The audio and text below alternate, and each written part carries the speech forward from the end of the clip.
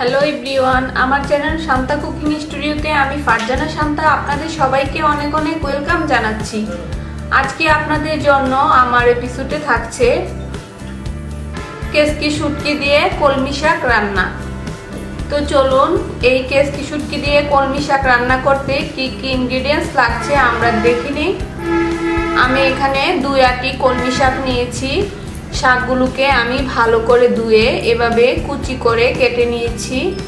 আর লাগছে 50 গ্রাম কেসকি শুটকি, 3টি মাঝারি সাইজের পেঁয়াজ, 2টি মাঝারি সাইজের রসুন কুচি, তেল পরিমাণ মতো, 5-6টি কাঁচামরিচ আমি এভাবে ফালি করে কেটে নিয়েছি, 1 টিস্পুন মরিচের গুঁড়া, 1/2 টিস্পুন হলুদের গুঁড়া, 1/2 টিস্পুন ধনিয়া গুঁড়া, লবণ পরিমাণ মতো। এবার তাহলে চলুন আমরা পরবর্তী স্টেপে চলে যাই। এবার চুলায় আমি একটি কড়াই বসিয়ে নিয়েছি, এর মধ্যে আমি পরিমাণ মতো তেল দিয়ে নিচ্ছি।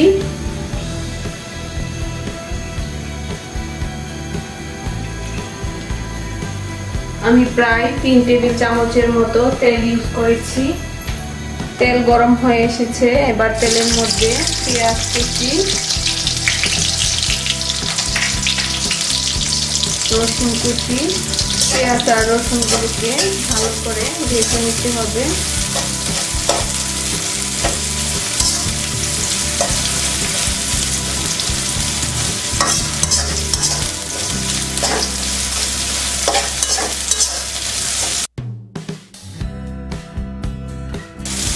শাক রান্না করতে যদি পেঁয়াজ রসুন কম হয় তাহলে খেতে ভালো লাগে না, পেঁয়াজ রসুন বেশি হলে খেতেও ভালো লাগে। তার জন্য আমি পেঁয়াজ রসুনের পরিমাণটা একটু বাড়িয়ে দিয়েছি। চুলার আঁচটা আমি মিডিয়াম করে দিব। পেঁয়াজ রসুনগুলোকে আমি হালকা একটা ব্রাউন কালার করে ভেজে নিব। পেঁয়াজ রসুনটা ভাজা হয়ে গেছে, এখন আমি পরিমাণ মতো লবণ দিয়ে দিচ্ছি, মরিচের গুঁড়া, ধনিয়া গুঁড়া, কাঁচামরিচ আর শুটকিগুলো দিয়ে দিচ্ছি।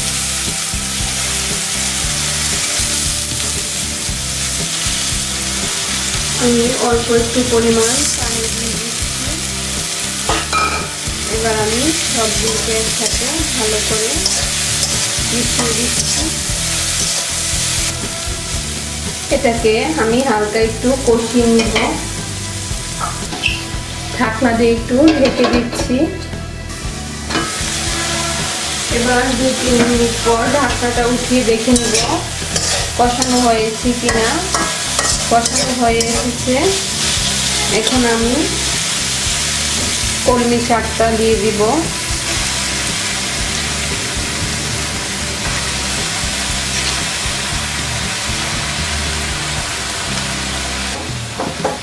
এবার আমি একটু নেড়ে ছেড়ে মিশিয়ে দিব।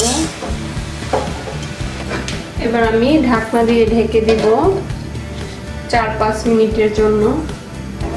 এখন আমি ঢাকনাটি উঠিয়ে একটু নেড়ে ছেড়ে দিব। লবণটা টেস্ট করে দেখে নিব হয়েছে কিনা। লবণের পরিমাণটা কম হয়েছে, আর একটু লবণ লাগবে, তার জন্য আমি অল্প পরিমাণ লবণ অ্যাড করে দিচ্ছি।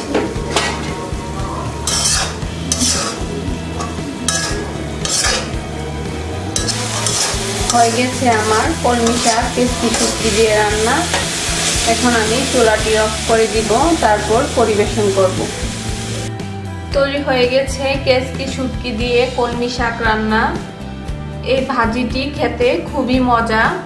আপনারা যদি তৈরি করে না খান তাহলে বুঝতেই পারবেন না। যারা শুটকি খুব পছন্দ করে, শুটকির পাশাপাশি শাকও খাওয়া হয়ে যাবে।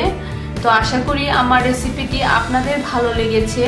প্রতিদিন সহজ সহজ সুন্দর সুন্দর নতুন নতুন রেসিপি পেতে আমাদের চ্যানেলটি অবশ্যই সাবস্ক্রাইব করুন। সবাই ভালো থাকবেন, সুস্থ থাকবেন। সবাইকে ধন্যবাদ। আল্লাহ হাফেজ।